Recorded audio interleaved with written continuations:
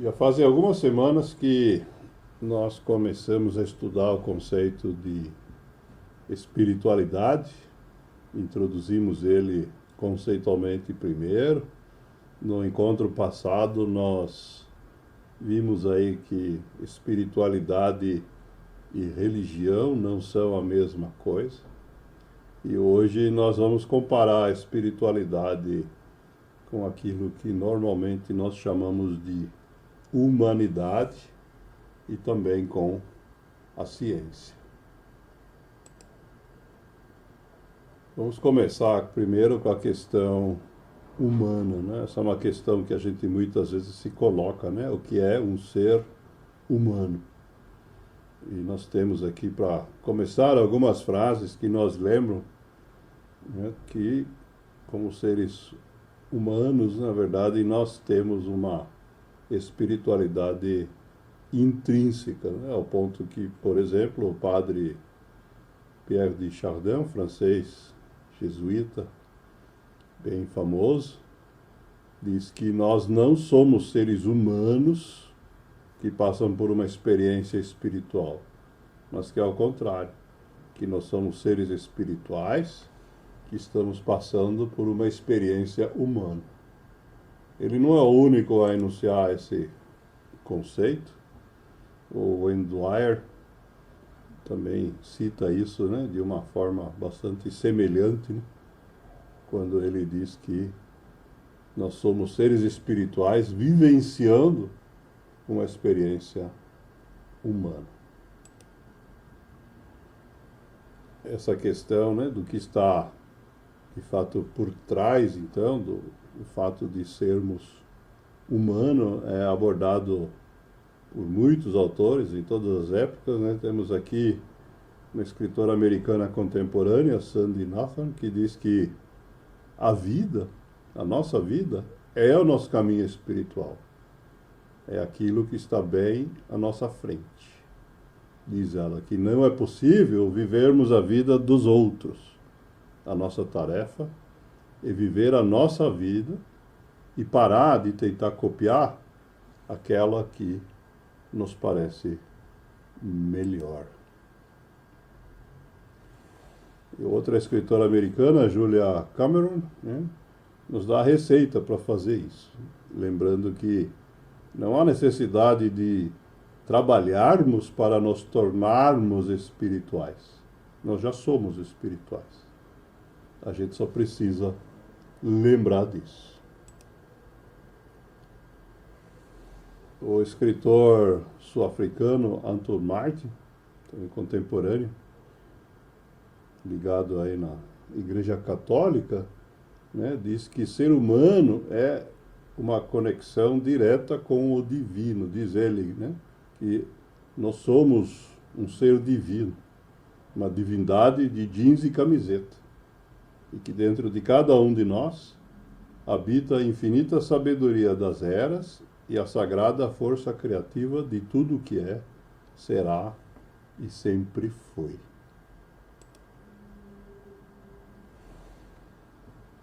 Tem um detalhe, porém, nessa identificação, né, do ser humano com o ser espiritual extremamente importante e que já foi identificado há milênios, né, nessa frase aí do Buda, né, que é o problema da vaidade. A vaidade acaba sendo um obstáculo para esse processo de exercício, né, da espiritualidade. Então, diz o Buda, né, que quando as almas, né, na linguagem dele, né, se despem da vaidade excessiva, né, não estou dizendo que tem que abandonar ela totalmente, ele está falando da vaidade excessiva. Então resplandece a grande luz espiritual. Essa questão da humildade, né, nós já trabalhamos ela há alguns meses atrás. E vamos fechar essa parte inicial aqui da relação da espiritualidade com a humanidade, citando o Rudolf Steiner, um filósofo austríaco aí da virada do século XIX para o século XX, fundador de um sistema filosófico que inclui, inclusive, escolas que levam o nome dele, existem até hoje, em muitos países, aqui no nosso também, e que reforça, né, essa questão da humildade nessa frase que nós temos aqui, onde ele diz assim: as alturas do espírito só podem ser escaladas passando pelos portais da humildade. E aí ele explica por quê. Diz que você só pode adquirir o conhecimento correto quando você aprender a apreciá-lo. Né? Se você não aprecia o conhecimento, acha que já sabe, então você não vai ter a humildade necessária para passar pelo portal que ele cita. Então ele conclui dizendo que certamente temos o direito de voltar os olhos para a luz, mas primeiro devemos adquirir esse direito por meio da humildade. O Steiner tem livros e mais livros sobre esse assunto, né? Temos aqui um outro trecho extraído de um dos livros dele. Está relacionado com uma outra ideia equivocada em relação à espiritualidade. Tem pessoas que acreditam que viver uma vida espiritual significa imitar os monges que se afastam da civilização, ou ser um eremita, o que é uma opção para muito poucas pessoas, né? Se todos optássemos por esse caminho, né, provavelmente a humanidade deixaria de existir em poucos séculos. Né? O texto aqui, né, nos lembra exatamente desse ponto. As palavras do Steiner são as seguintes: não se pode repetir muitas vezes que essa transformação em direção à espiritualidade não nos afasta do mundo. Não nos afastará de forma alguma das nossas tarefas e deveres diários, pois passaremos a perceber que a ação mais insignificante que temos de realizar, a experiência mais insignificante que se nos ofereça, está em conexão com os seres e os eventos cósmicos.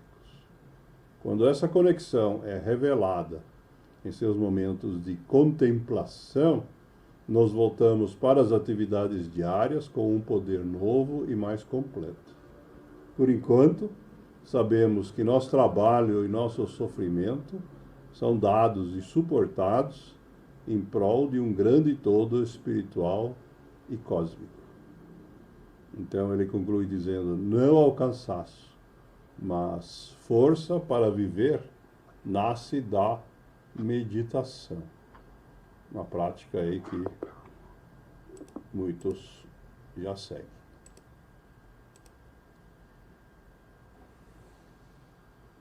E quando a gente então continua nessa questão da relação de filósofos, né, é impossível a gente tratar dessa questão da espiritualidade e não lembrar da cena que está retratada nesse quadro, um quadro pintado no século XVII, quando Galileu Galilei foi condenado pela igreja por defender ideias a respeito aí da astronomia, que, segundo os responsáveis da época por cuidar, né, da igreja, achavam que era incompatível com os textos sagrados.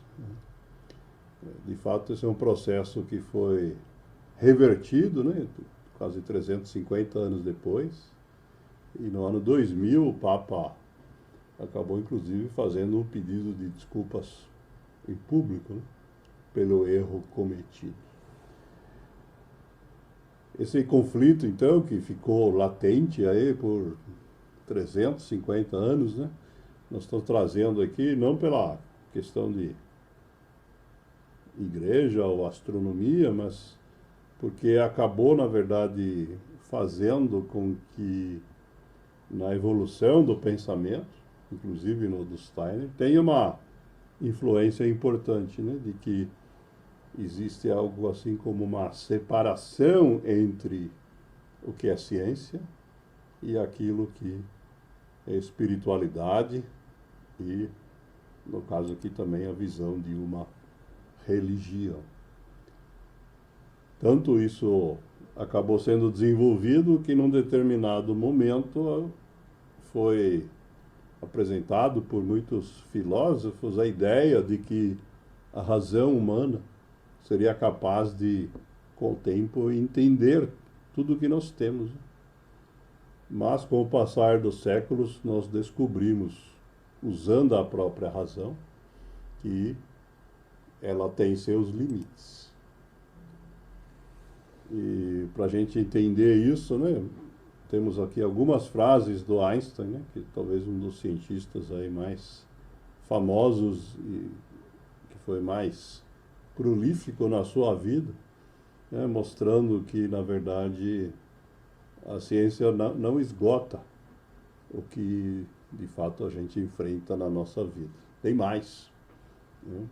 Ele explica assim: experimente e penetre com nossos limitados meios nos segredos da natureza, e você descobrirá que por trás de todas as leis e conexões discerníveis permanece algo sutil, intangível e inexplicável. A veneração por esta força, além de qualquer coisa que possamos compreender, diz ele, é minha religião. Nessa medida, sou de fato religioso. E ele complementa dizendo: a coisa mais linda que podemos experimentar é o misterioso. É a fonte, diz ele, não só da ciência, mas também da arte.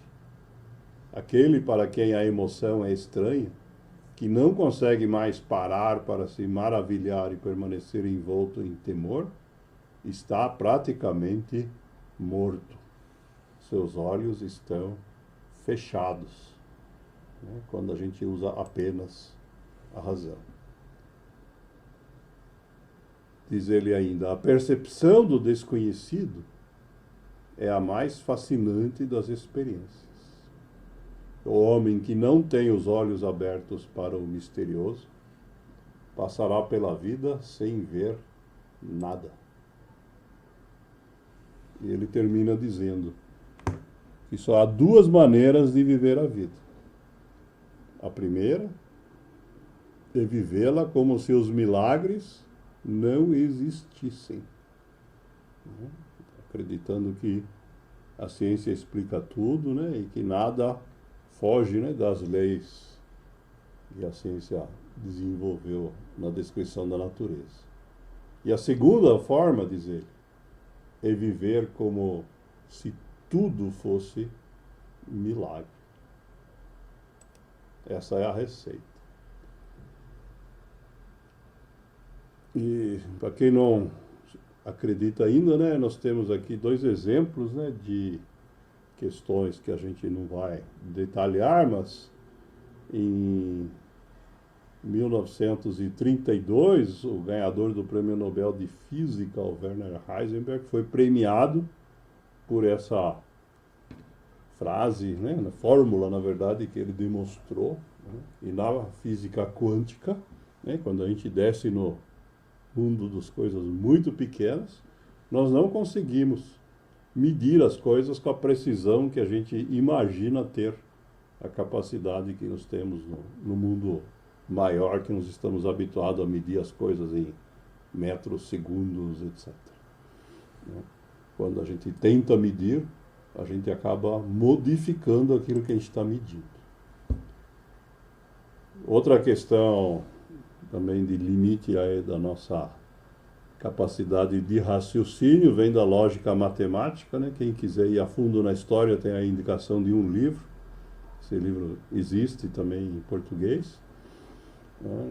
A vida do Kurt Gödel, um matemático austríaco, que mostrou que mesmo se a gente se limitar na matemática aos números naturais, né, aqueles números que a gente usa para contar, 1, 2, 3, 4, nada mais, nem frações, nem ponto decimal, nada, ficar só na mais elementar das questões numéricas, ainda assim é possível a gente fazer afirmações que nós não conseguimos demonstrar, né, fazer uma demonstração de que são verdadeiras ou falsas dentro do próprio sistema.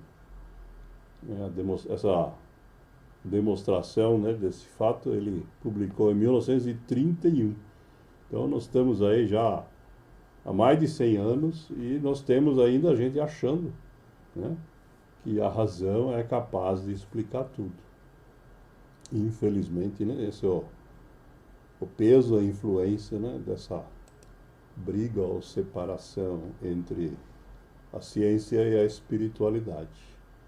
E vamos concluir com duas frases vindas de astrônomos americanos para lembrar, né, de duas formas diferentes, né, dessa interconexão.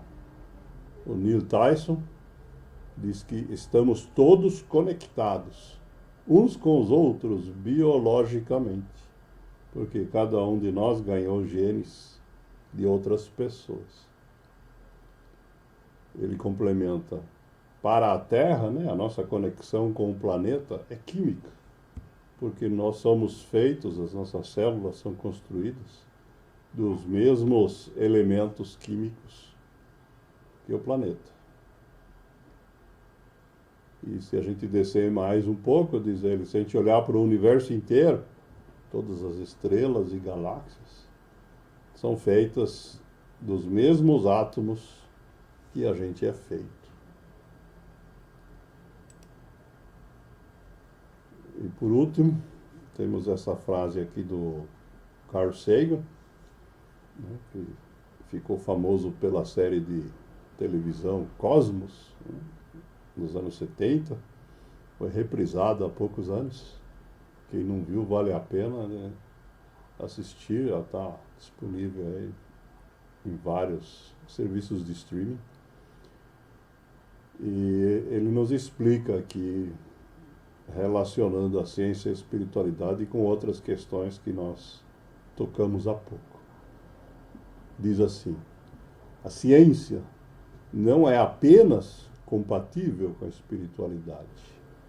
Ele afirma que a ciência é uma fonte profunda de espiritualidade. Quando nós reconhecemos o nosso lugar numa imensidão de anos-luz, né, do universo astronômico, e na passagem das eras geológicas, quando aprendemos a complexidade, beleza e sutileza da vida, então aquele sentimento crescente de júbilo e de humildade combinados é certamente espiritual. O mesmo ocorre com nossas emoções na presença de arte, música ou literaturas extraordinárias, ou mesmo de atos de coragem altruístas exemplares, como os de Gandhi ou Martin Luther King. A noção de que ciência e espiritualidade são de alguma forma mutuamente exclusivas presta um desserviço a ambas. Felizmente, né, nos últimos anos, nós temos tido aí uma área da ciência que tem se focado nessa questão e que nós vamos ainda trazer aí, daqui a alguns encontros, algum material sobre isso.